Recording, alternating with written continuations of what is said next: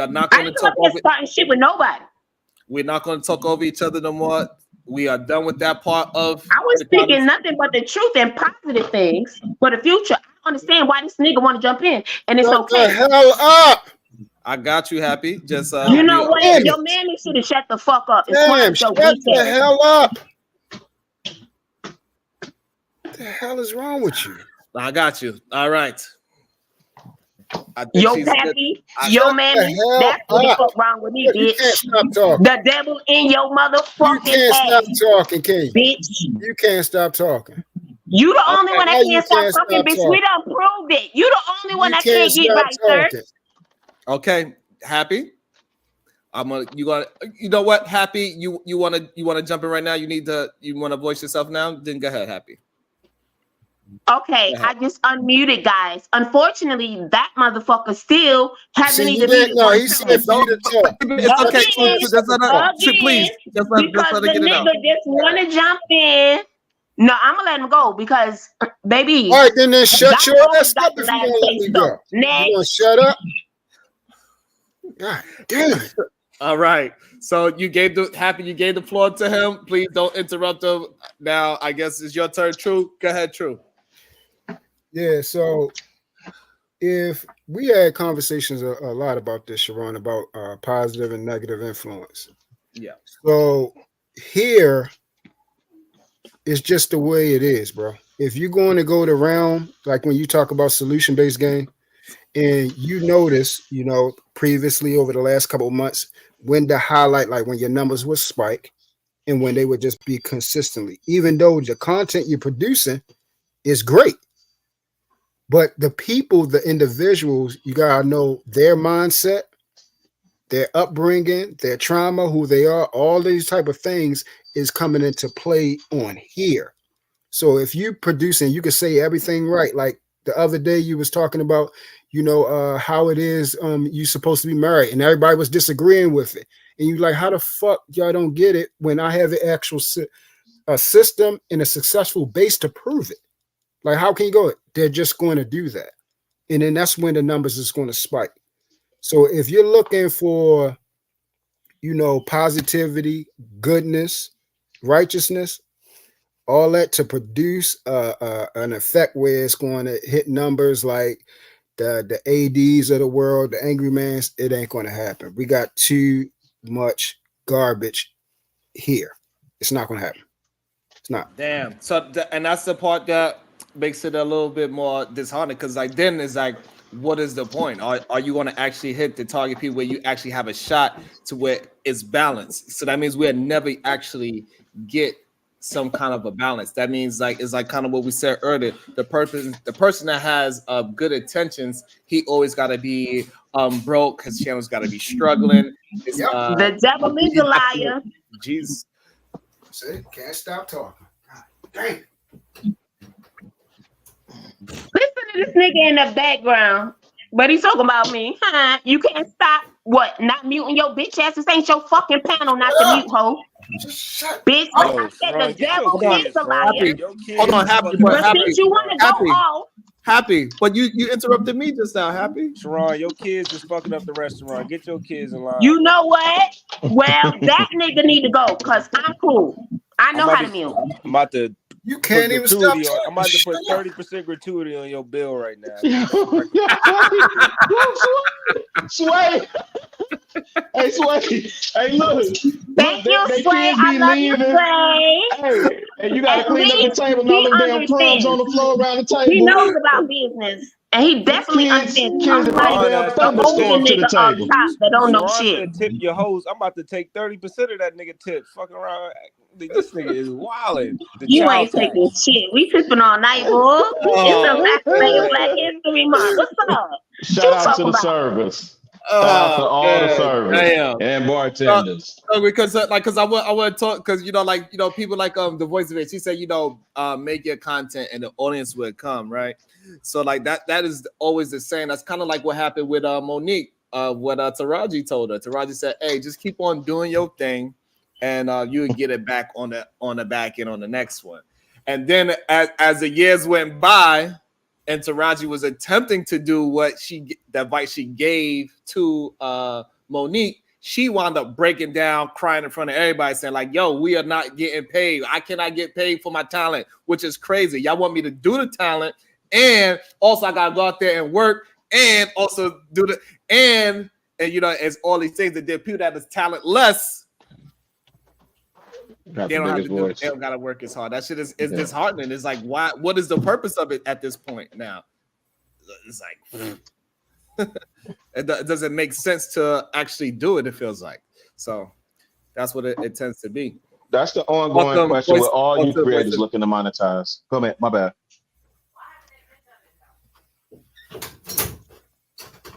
My bad.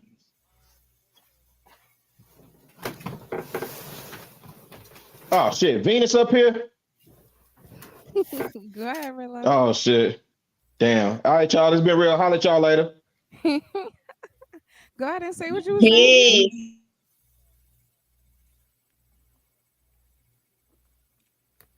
Y'all got the man piano quiet. Go ahead and say what you was saying. No. I wasn't saying nothing. I think he was welcoming you to the stage to see if you wanted to chime in.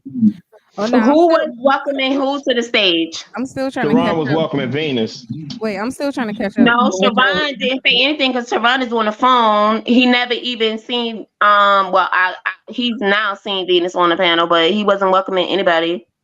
Happy I heard somebody say somebody say voice. No, somebody said, "Oh shit, Venus on the panel." That wasn't Sharon's voice just now. What he's saying is before that. Who you think brought me up no, here? what I'm saying is he about to do it right now. He did. I want to already happy. He did. He did. I didn't hear him say, hey, how you doing? Like let me introduce the beautiful voice of Venus. How you doing today? What are your thoughts? What's good, Venus? Welcome. What's up with you, girl? Welcome.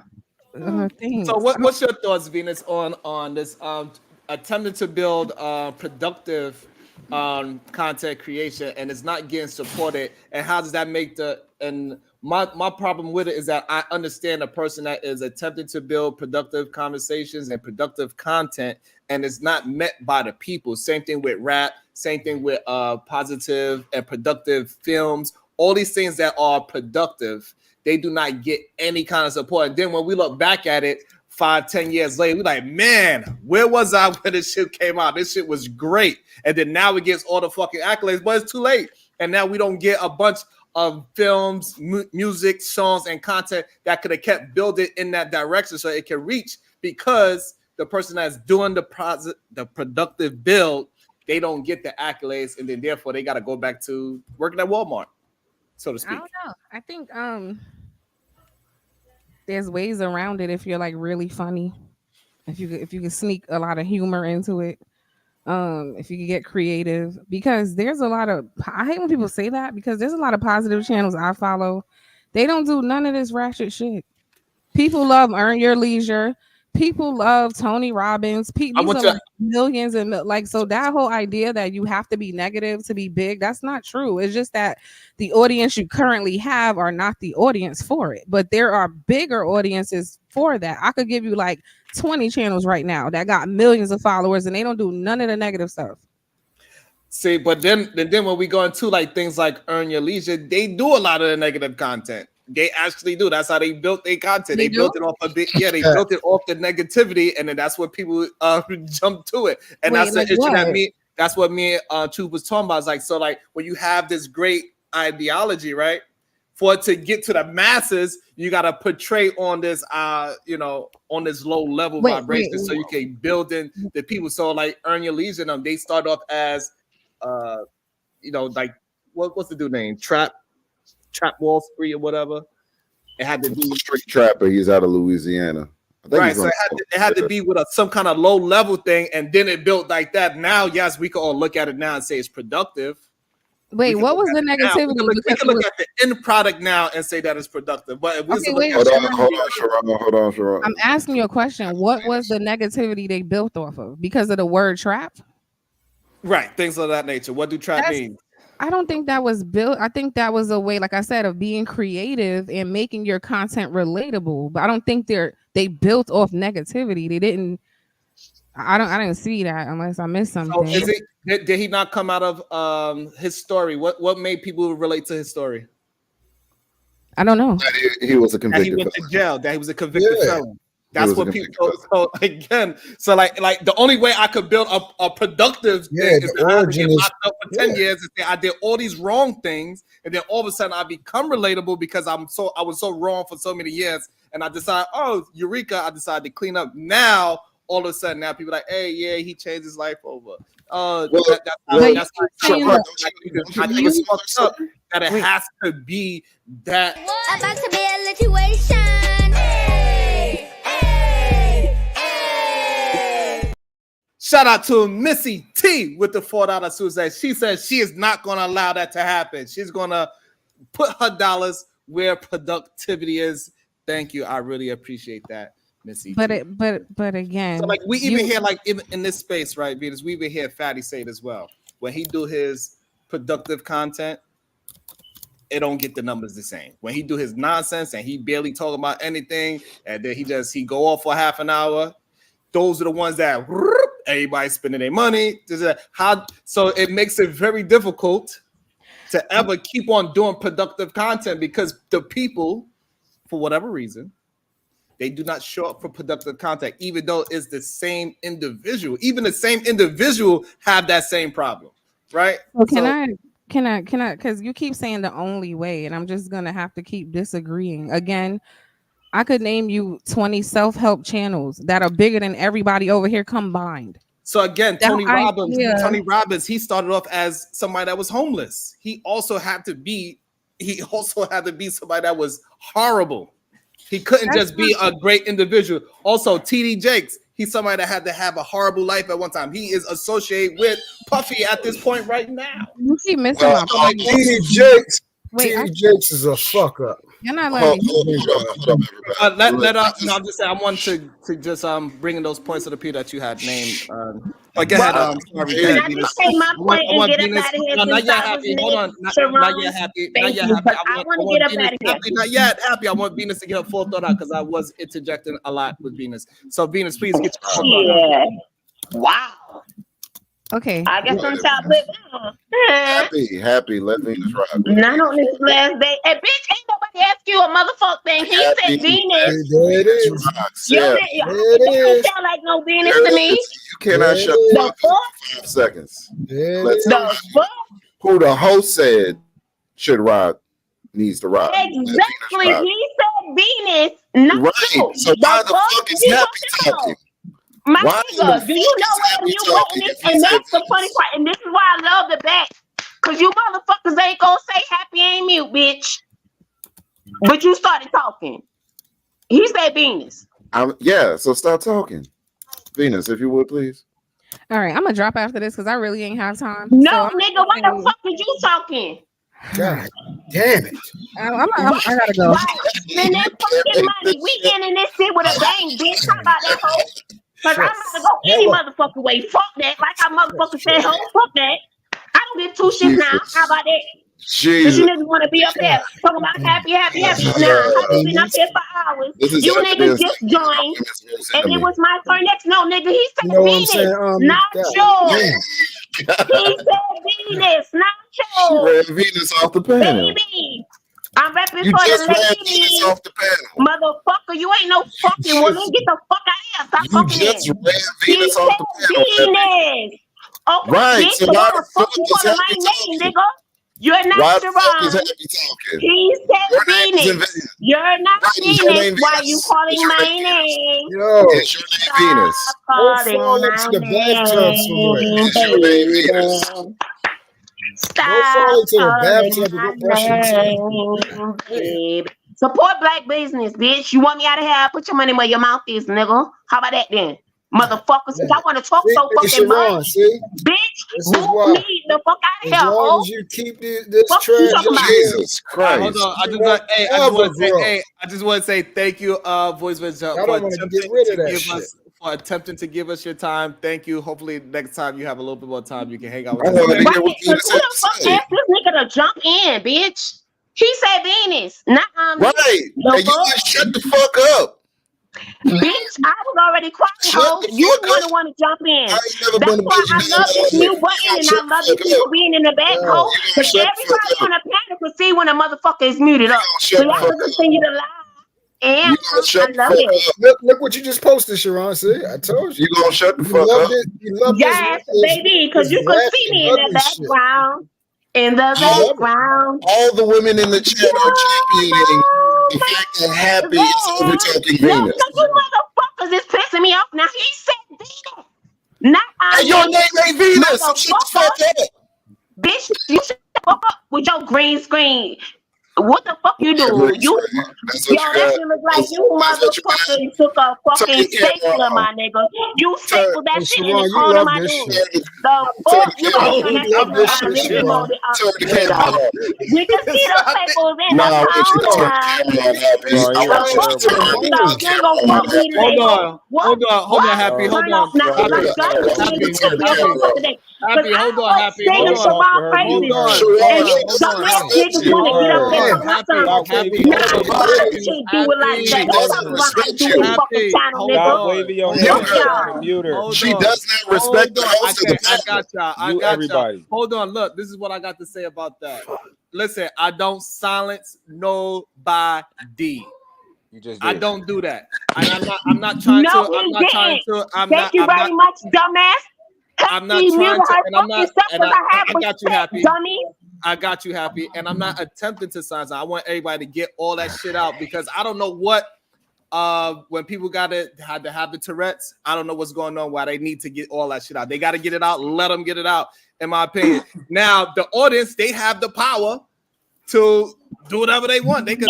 They have the power to silence. So what I'm saying is this. They got all that smoke. Look at that nigga smoking. Happy, hold on.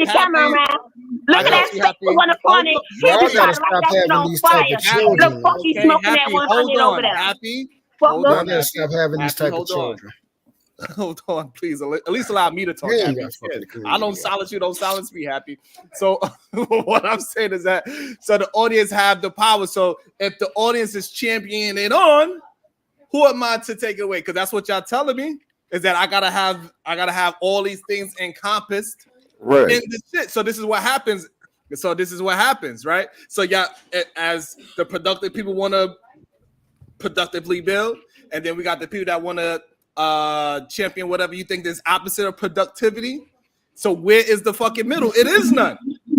No, Sharon. You know what? Hold on, Happy. Hold on. I'm just using this as an example. I'm not using you. I'm just using this. No, Sharon. I really gotta go. No, what it is I think they really love me, and I didn't just realize it until just now, though. Because when I said I gotta go, they like, nah, fuck that. They want to argue and shit. Like I gotta wait to say my last little piece and shit, even though I was next, and that was fucked up. Because even though you told me I had to wait for another person to go, I was muted up.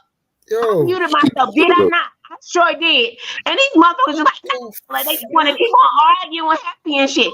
I'm not here to argue, y'all. Y'all know that. Y'all know that. If no other stream proves that, y'all. You ain't gotta make it known that you're leaving. Just leave. About to fucking year that I've been in this tiny little bit of space with y'all. Y'all should understand it. I mean good, and I always have, and y'all know I just love to have fun and shit. It's always good jokes and all that good shit. Y'all know we peace tomorrow, the next day. You know I don't give a fuck. But y'all need to stop playing with me though. Stop fucking playing with a nigga though. Nah, I'm just joking now. I just wanted to say in my passing because I can't even get back to the point right now because I gotta go and these motherfuckers is playing with me like they fucking play with me. Cause I remember coming up here. Right? Just because a nigga named Mr. Alignment, okay, want to be up here slandering niggas from New York and she talking about, yeah, we was talking about Daddy and all that other shit in New York. Nah, nigga, nah, son, done. Fuck you, bitch. We was never talking no daddy shit, ho. Niggas won't even call it Puff. Daddy, bitch, get the fuck out of here, nigga. What the fuck is these niggas talking about? And yeah, we was calling Poppy, yeah, we was talking about Poppy at the store, like Poppy that owned the fucking deli on the corner, bitch. Poppy that was sitting in front of the corner. He was an old ass man too, bitch. And the fuck you talking about? Oh, Poppy, you look nice. Oh, Daddy, you look nice. Nah, bitch, we won't talk about none of that. I came up here to fucking let niggas know. Nah, I won't go on down like that. These niggas try to slander our fucking name out there in New York, and that's just what it is. Anyway, I'm out of here. I love you, Y'all can Happy. catch I me in the love chat you. though. Peace. Happy for president. I love that. I love y'all. About to be a situation. Hey, hey, hey. You see what Willa did? You see Shout what out. Willa did? I told Shout you. out. I'm right all Shout the out time, to bro. Carl Anderson, the father. He said Sharon checked various larger channels, and they were starting with numbers in the dozens for months, and they kept driving. Rare to start big. Oh man. That's the whole conversation I came up over here on. Like we had this conversation, Sharon. You're not going to get everybody. Correct. You need to get it out of your head that you're gonna get everybody. You know what I'm saying? If you like, you're doing it for your audience. You want to find your people. You want to champion those individuals that are sticking it out with you, that are in it for the long haul, that are in it for the solutions that you offer, for the conversation, to have a productive conversation. But the problem I see, from how I see it, the flaw in your plan is that when the stuff happens that goes against your mission statement, you don't engage and you don't intervene. Yeah. You don't stick to your guns. So, Yeah. and that's exactly what I was saying earlier. So the only way you could build productivity if you create an echo chamber. And I don't want to create an echo chamber Then you because want creating confusion. the echo chamber is bad as well. I agree.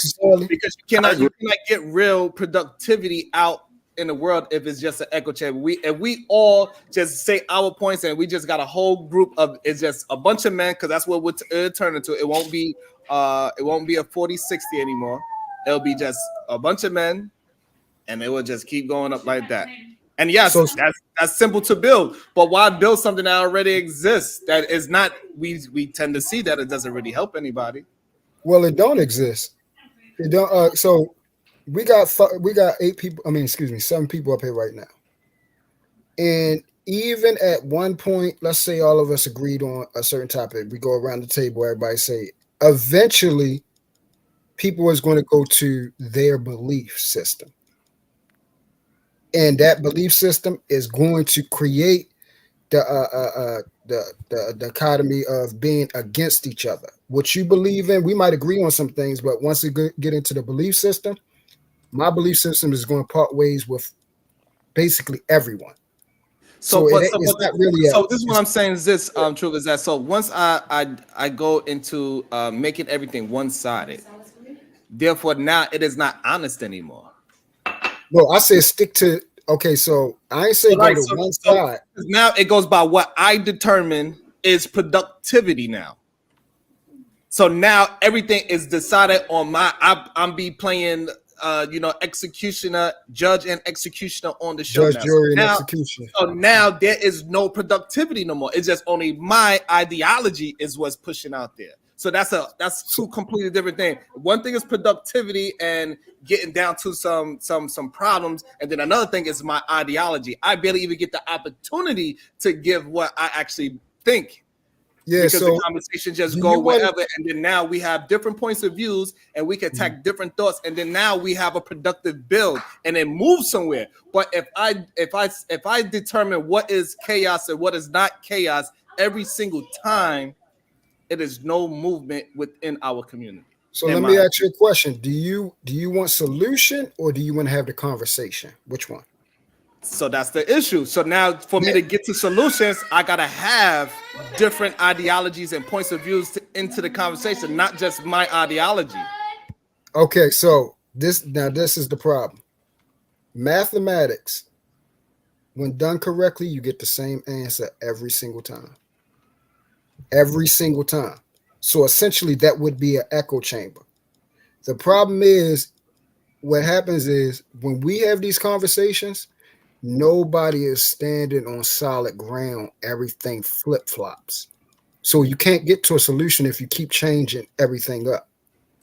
So if one day you come and say something You one day you came and say something, we agree. Then the next day we have the same conversation, just in a different way. And this time you change it up because other people are on the panel. Now what happens is the solution that we just got with, you now done created another problem now. So now it's no longer a solution. So, but that's the thing, Isaac. So that's what I'm saying. So when we come with the other thing, and and we are examining, we are attacking things on a different point of view. That is not me having a different point of view.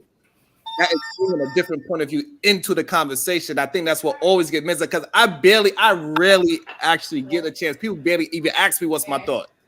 I start the conversation, and then people just go ahead and the conversation start moving, just like with Pastor earlier. We started talking about something, and then we kept trying to steer him back into what the conversation actually was, but he kept fighting it. Yeah. So most people want to talk. So you know what I'm saying? So that's the issue that I be having at times. It's like, what is it? Which one is it?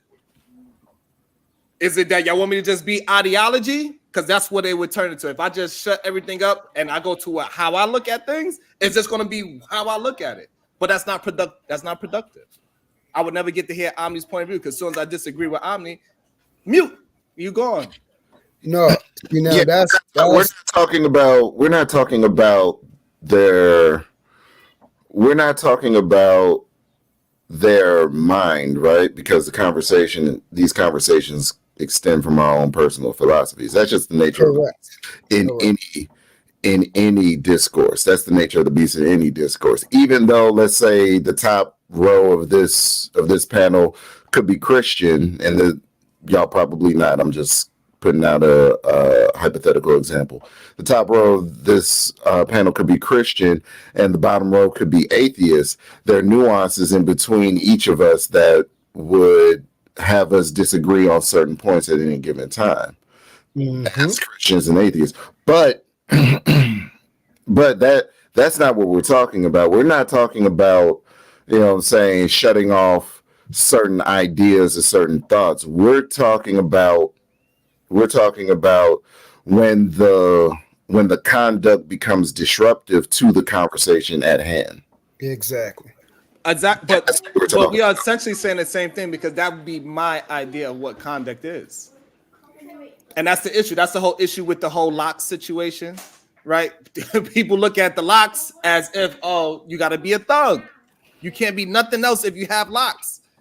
So that means as soon as I see somebody with locks on, I gotta say, hey, you can't be a part of my show because according to the stereotype, anybody that have locks, they're about selling drugs, killing people, and doing this and doing that. That is the issue that I have with always trying to silence somebody and say, hey, we got to move like this, where we all don't agree that that's how we should move.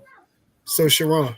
Yes. Yeah, I get what you're saying on that. Okay, so this is basically because again, a lot of stuff you talking about, man, you had these conversations behind the scenes. So if you have what's called a standard or a letter of decorum, something that your motto of your channel stands for, what me and Omni is saying is anybody that exceeds that, it has to be a level of consequence in order to bring authenticity to your show and consistency of who you are. Your channel represents who you are. Your channel is you, essentially. That's why it's called YouTube.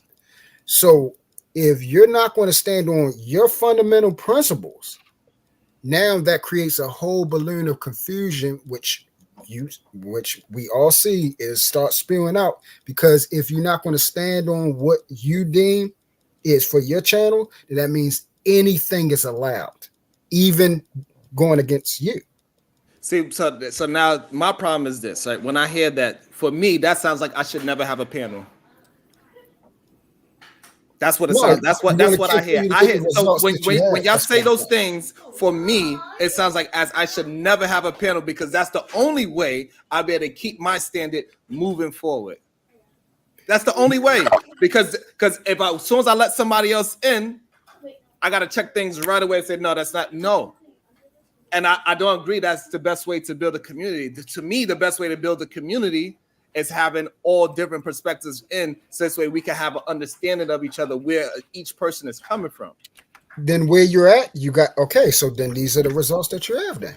I agree. I'm yeah, however you want to rock, but you can't. You want something. You want something, but you're not willing to do what's necessary to get what you're asking for. You want to get what you're looking for, doing it this way, and it's not. No other channels do it that way that's successful. They don't have it that way. They don't. So therefore, I gotta be a part of the degenerate network and do it the way how they do it, because that's the only way it can work is by being a part of the degenerate formula. Correct? No, not degeneracy. Having a standard. But that standard is degeneracy, as we No. could, as we just I had, said we just if came to a something conclusion goes because now it's not based on community; it's based on that person. No, I said if something goes bad, okay, Correct. it's okay. Let's say me and you, we agree on something. Let's say we agree, okay, if this is done, that's bad. What you do is, even though me and you agree, you will allow. That's when it's different versus other panels when they have their set. They like, look, if it go beyond that, it's up.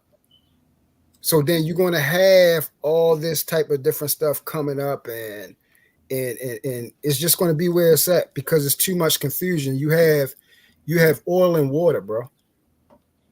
And if you consider water, but you're not trying to purify the water, you're just adding more oil, and then it's oil. It's just going to be oil.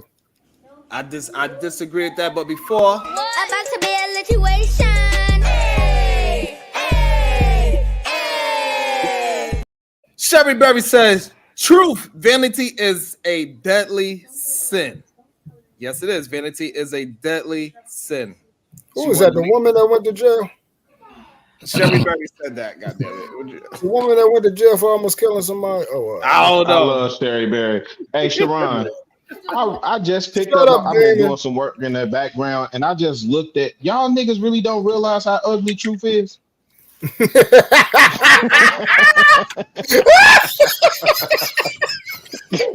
Ugly. Plug my ass nigga. Talking about what it do. Hey, Sharon, if you ever arguing with truth and you wanna fuck him up, ask that nigga to say do, true, and few.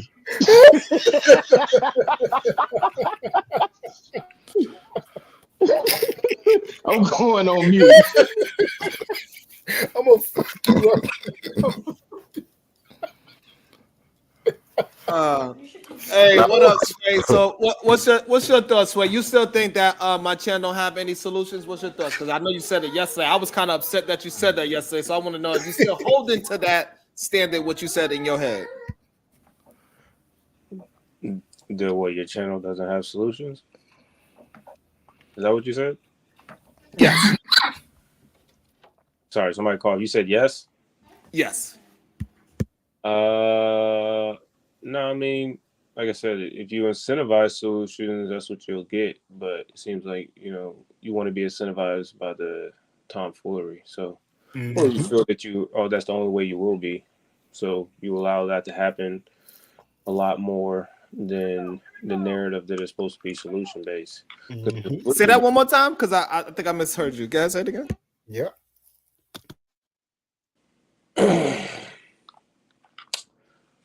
Like I said, I think you feel incentivized to allow the tomfoolery, which overshadows the narrative that is solutions based over here. So, if you are allowing the conversation to be derailed constantly into something that's nonsensical, it doesn't really seem like a solutions based conversation. Mm-hmm. And if you feel that that's the only way you'll be incentivized is to allow those things to happen because people will pay, super chat or cash app or whatever, or people will be more engaged in the chat, or you'll get more viewers, then, it won't be the narrative of solution based. It'll just be all the nonsensical back and forth, shit that just happened. All right, so now my question is, how do I incentivize? How do I incentivize those things?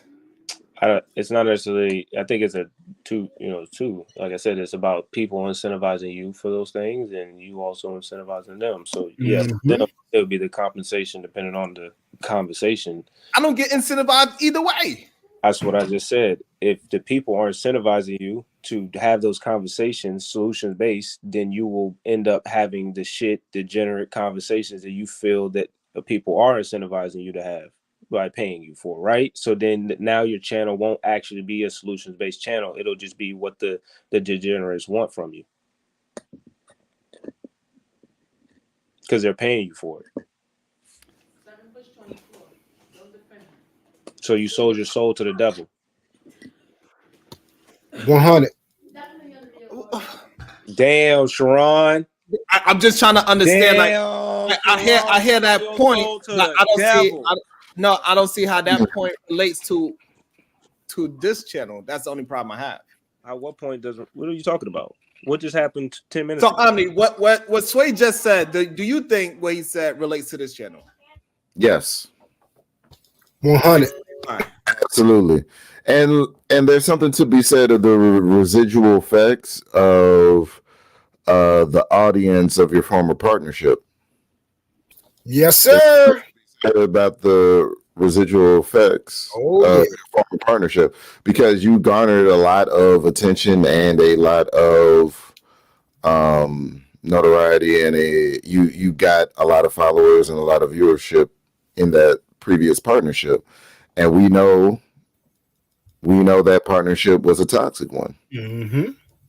So you're going to have to work even that much harder to direct the ship back on course of what you said you want.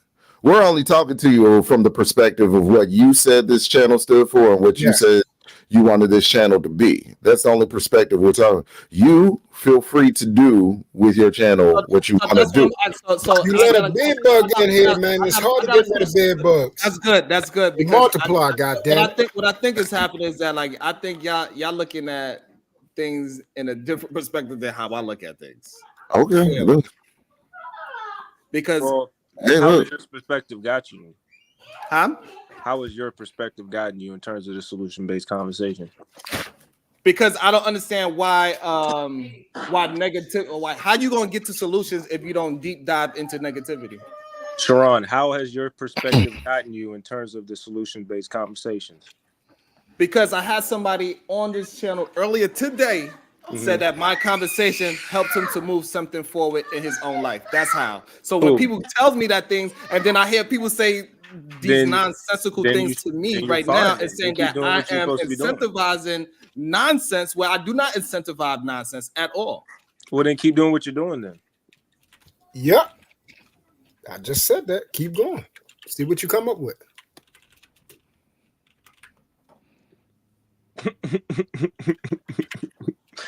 I mean, if you feel that what you're doing is correct and you're getting the outcomes you want, then who am I to stop you from that? Exactly. Go ahead and continue to be great. Right. Exactly. Cool. Continue to be great. That is a great thing to say. Continue to be great.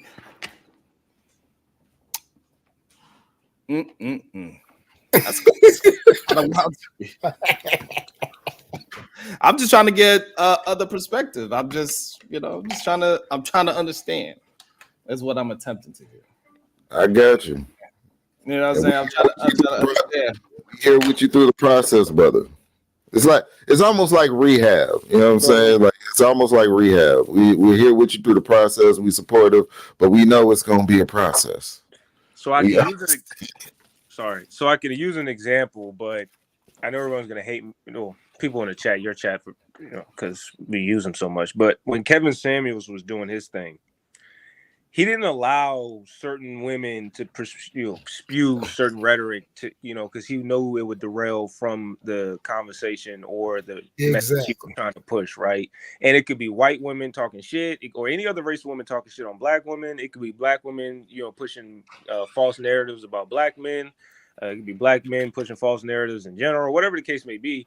But when you're trying to push a certain solution and thought process, then yes, you will have to have a controlled environment. You can't allow anybody to just say whatever they want. You can't. So how is that? Okay, I'm glad that you said, but that is not getting to a solution. That's getting to an ideology. Those are two different things. What? Those are two very different things, because that is saying that the country working as a democracy doesn't work. That's what you are essentially saying, that the only way you could get down to some things if you have a dictatorship. Sharon, Only if the you people wish, cannot have Sharon, no. listen, The I'm people gonna say can this have no at this words point because we whatsoever. on YouTube, and I get you're trying to come back because we on YouTube, and this ain't real life. Because we were in real life, you wouldn't be doing this. I'm not telling you to do nothing. All I'm telling you is, So again, so this is what it would be like. No, you stopping me from having my own conversation. I'm talking, and then you jump in, right? So this is what it would look like if I was to do what y'all are saying. This is the craziest part about it. Like, you are telling me to take away people's power to talk. Is what you are essentially telling me to do. No, but see, Sway was still on point with the conversation. cool. We're saying what we're saying. What we're talking about is you not acting when people are disrupting. About to be a situation. Hey, hey, hey. And then I just interrupt because it's like, all right, it ain't going in my direction. So I'm going to interrupt because it's not going in my direction. Shout out to Black Hawk. Daryl made short starting you're a enemy. Oh, he's stating that I'm an enemy. Fine, he can state that. He can say I'm an enemy. Thank you, Black Hawk, for giving me that information. But what I'm saying is that's what y'all essentially saying, is to take the power away from people, because now it ain't no power to the people type thing. The only way you could get to solutions. The only way you could get to solutions is by making people believe in your way and be a dictator. That's what it sounds like to me. Am I wrong about that? Yes, you are wrong, because there's levels. There's levels to governmental involvement.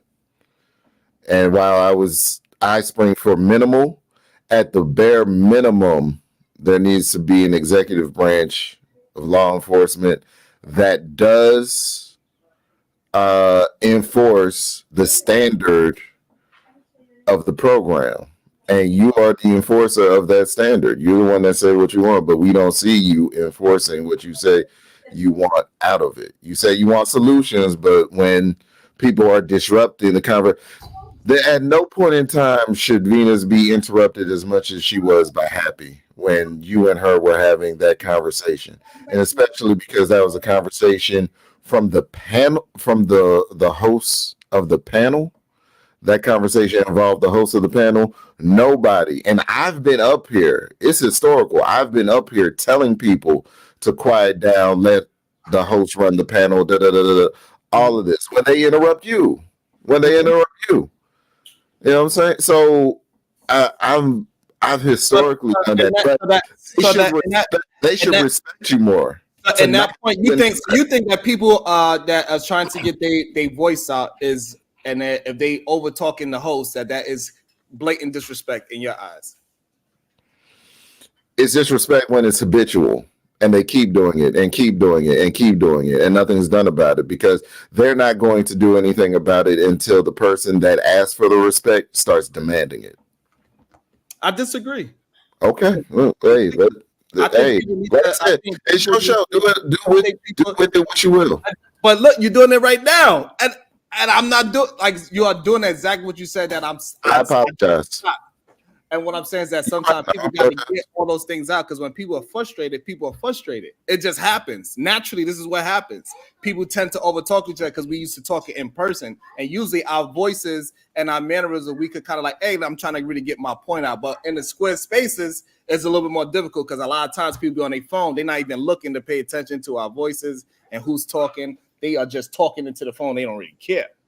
Is what happens very often. And a lot of times when people are getting upset and angry and they just start over shouting people, is that they're not even really even arguing and talking to you. They are talking through you because of something that happened in the past, or maybe in the near future, or what's happening to them now. And so therefore, I'm not going to take away somebody's ability to get that frustration out, is what I'm saying. But people look at that, me allowing people to be themselves 100% as being disrespected, is wild to me. And I think that's some rhetoric that we got to have to stop. Like, we focus way too much in this whole ideology of what respect is, instead of actually respecting other people for being who they are. I do not want to silence anybody.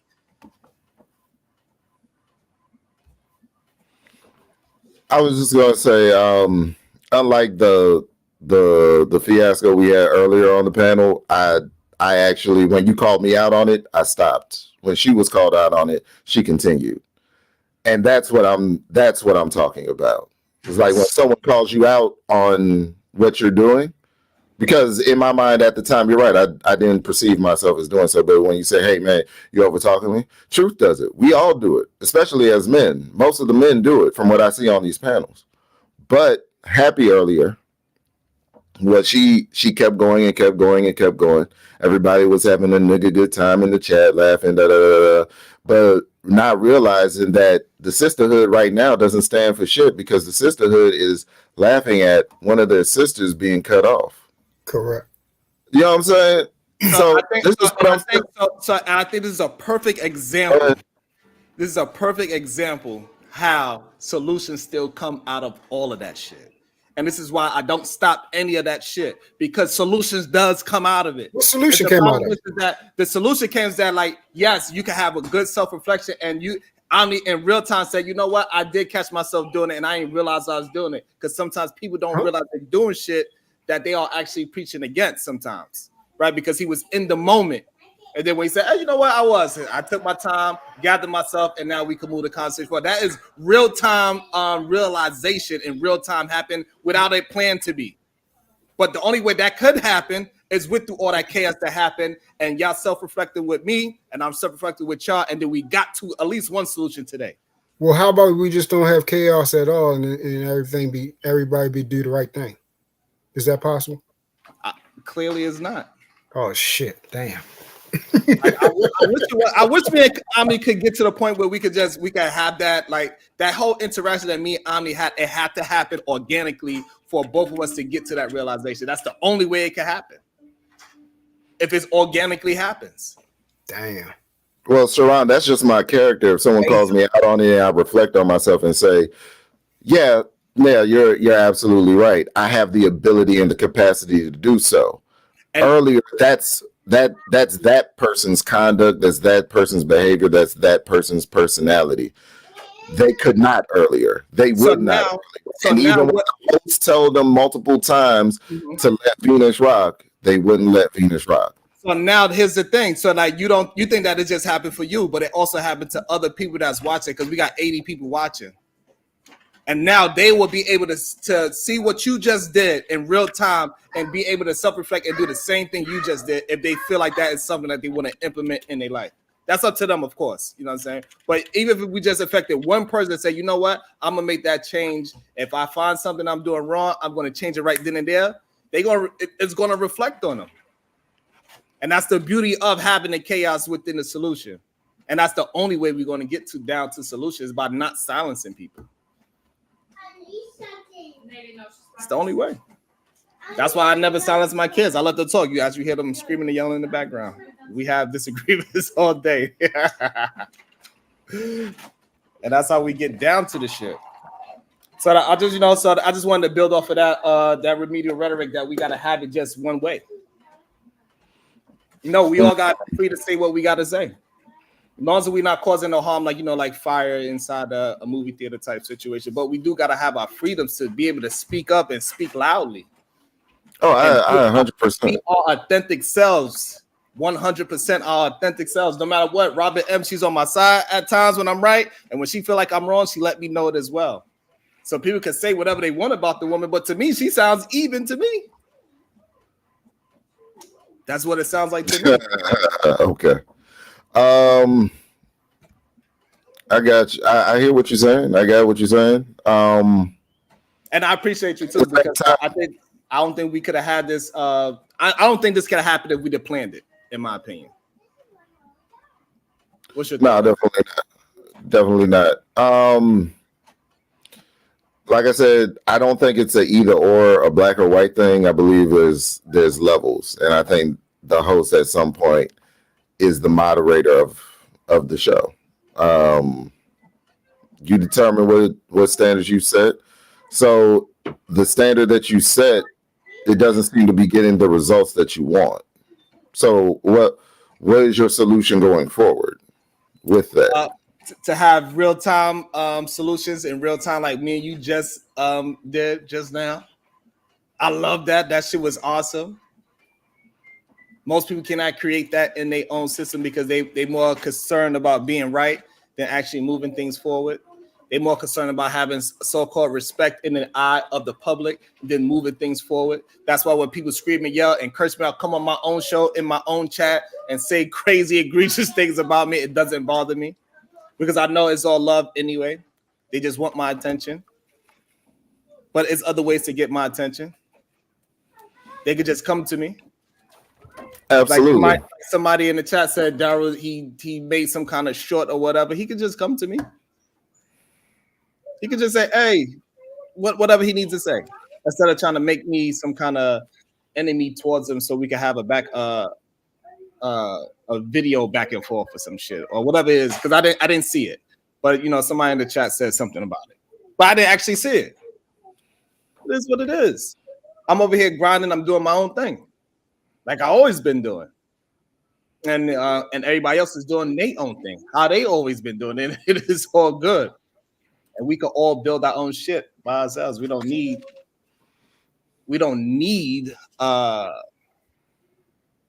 because I get it, a lot of challenges is built off of the fucking action. They built off the fighting. Right. And I get it.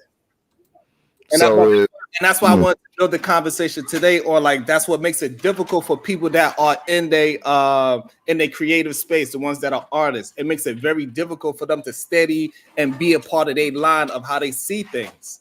Because when they see that they gotta buy some milk and they see the person that's doing this shit the wrong way is making money, and they know because they are the creative one, they could do that kind of content easily. It makes it difficult to choose between your artistry and then what's making money. And then that's how we get people taken advantage of, like Meek Mills in this so-called story, how he got advantage taken of Puff Daddy. Way how Columbus Short just said that he tried them. He said he called me at 2 a.m. talking about he need a goddamn acting coach in his hotel room at 2 a.m. You don't need no damn acting coach at 2 a.m. in the morning. but Columbus Short was able to like, hey, nah, I'm good. Go ahead, Aldi. Well, even in Meek Mill's story, right, of being taken advantage of by Diddy, that's something that on some level he had to allow to have happen. I don't think so.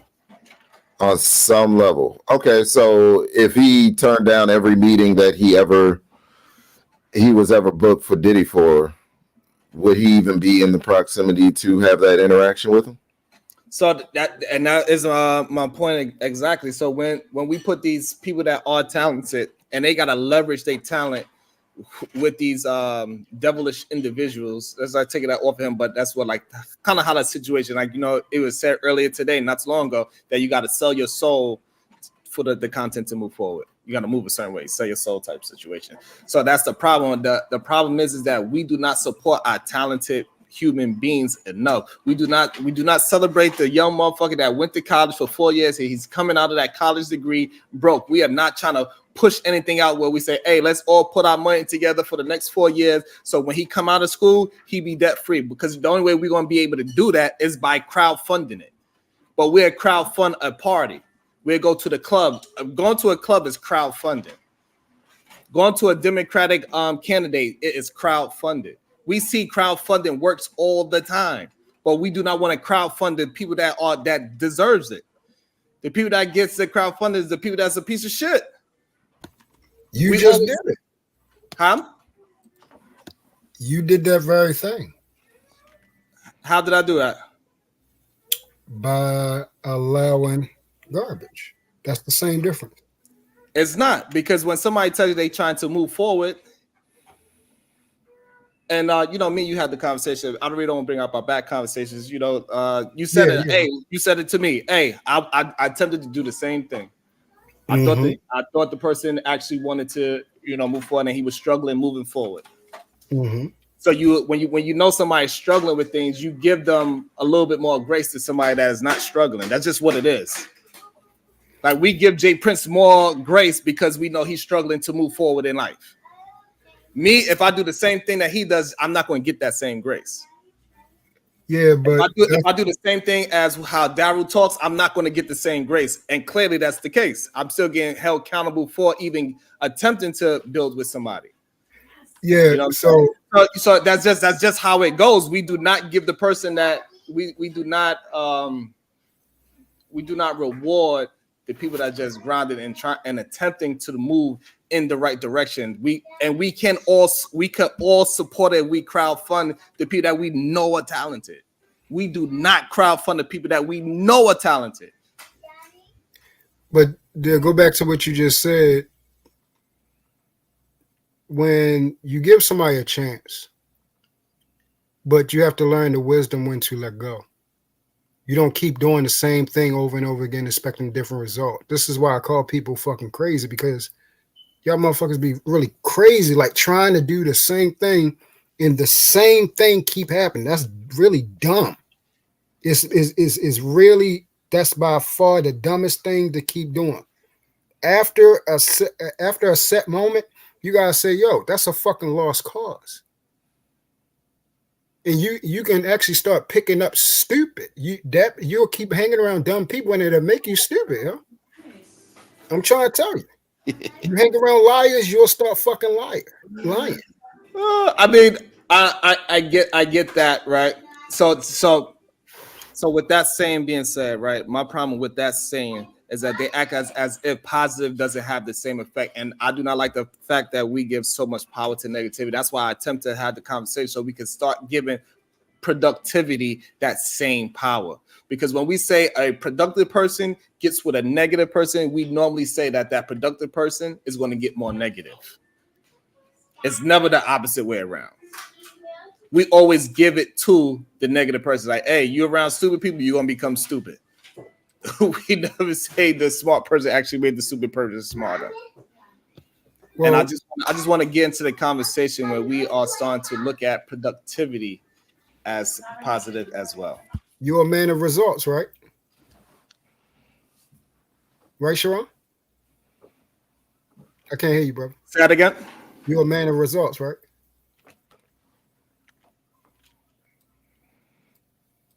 Say that one more time. You're a man of results, right? Correct. Exactly. So, since we was talking about that, what was the end result? The end result, the person didn't grow from being around you. And I don't blame you for. I disagree. I think the person got better than what it was, but they still they sold. You think so?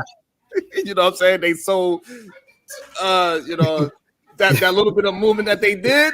You know what I'm saying? It ain't really that noticeable. Okay. The way I see it and other people see it, it seemed like that person got worse because he got around you, because then it looked like it compensated him for a license to do. He like, if this person who everybody deem is decent, he want to rock with me. He want to fuck with me. So now I can't be doing nothing wrong. I can't be all fucked up then. You feel what I'm saying? It's like it gave him a license to be even more, even to the point where it came at you. And that was the part that I was telling you I was trying to prevent. I was like, bro, at the end of the day, that arrow is going to come. It's going to hit you in the back. Just what it is. Welcome back. Welcome back. Y'all know the rest. I know you like that. Shout out to Sharon. It's my lunchtime. Y'all have a great one. Thank you, Drew.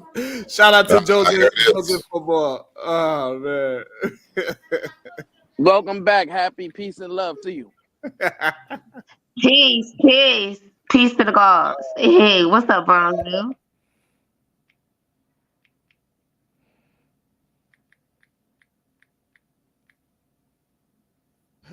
Man. So we are hitting the 5-hour mark. So hey, we're gonna do this again. We're gonna keep having our attempt to have productive builds the best way we can. Sometimes it might not seem that way. I get it, because we all have different visions and how we want things to be done. But to be honest, when we see people doing productive things, we gotta crowdfund it, because the people that's doing the productive builds, they're not gonna get the support the way how y'all think it is. So y'all gotta hit the like button, share buttons, and this goes with music, this goes with writing, this goes with directing, this goes with all different types of content. This goes with going to college. This is going pursuing the tough degrees. This goes with all those things. We got to stop looking at the people that are being productive as they don't need no help. They do. And we got to push them motherfuckers forward into the forefront. One of the things that Chicago Gorilla said today is that we need more people that are in good spaces in life to be in the forefront. The only way those people are going to get on the forefront if we push those things forward as well as the nonsense. So we are all got to take part in crowdfunding the people that we believe in. If we see some talent, we got to help them out. We can't just help them when they had 20 people. Because that's what we tend to do. You understand what I'm saying? So hopefully I got some people through their day today. And we got this. So hopefully you laughed, you screamed, you yelled, you got angry, all those things you went through, all your emotions today. So it don't be easy out there, but we got through it. And make sure you hit the comment when the show's over so it can help out the algorithm. Hit the goddamn like button. Let's see where we at with the likes. That'll be close. It's good, I guess. You know what I'm saying? So it is what it is. Shout out to About to be a situation. Hey, hey, hey. Shout out to the Degenerate for supporting the show. Thank you. I really appreciate that. Seriously, I really do. Because it's not an easy thing to get out here and combat and be a part of the opposite reaction to things. So thank you for showing me some love and support. Thank you for even thinking that I'm creative. Thank you. Because there's plenty of times that we don't get none of that love. Ami don't get none of the love that he deserves. And can I add something? I don't know too much about Omni other than the trolling in the chat and all that other stuff and being here on different people's channels and stuff personally, because I don't know if I follow him on anything, but I did want to say that for those of you who don't know, I was, giving you the praises and stuff before a certain individual decided to, take his individualism and be all entitled with it and shit and keep cutting Happy off and all that. That's all I was doing. And those of you who are here know that's all I was doing at the time when that man cut me off the last time. So I'm just like, I was already about to go, and I just think that's so sad to take it from somebody was speaking positive about you, like this channel and all of that stuff, and then to join it and then just bring it down like, oh yeah, like basically saying like, oh well, don't let Happy up here. Okay, listen, y'all don't want Happy up here. He already said it when y'all was speaking the first time. Sharon told you motherfuckers, if y'all didn't want to hear Happy, just like pay your money like everybody else and kick her the fuck out of here. He said it plain Jane, baby. For all you slow fuckers out there, the next time y'all act like y'all ain't hiding in the bushes when y'all come back tomorrow, whenever else the next show gonna be. But I'm just saying, like, let's be real, like let's absolutely understand that we are all human. And let's stop the fucking nonsense. Just because y'all want to gang up in a team, and for some reason y'all don't like the cheese stands alone, the real motherfucking cheese that stands alone is Happy in this motherfucking space. Don't y'all ever get it motherfucking twisted now. Now, I'm not trying to support my channel because y'all know I don't be up on there like that and all of that.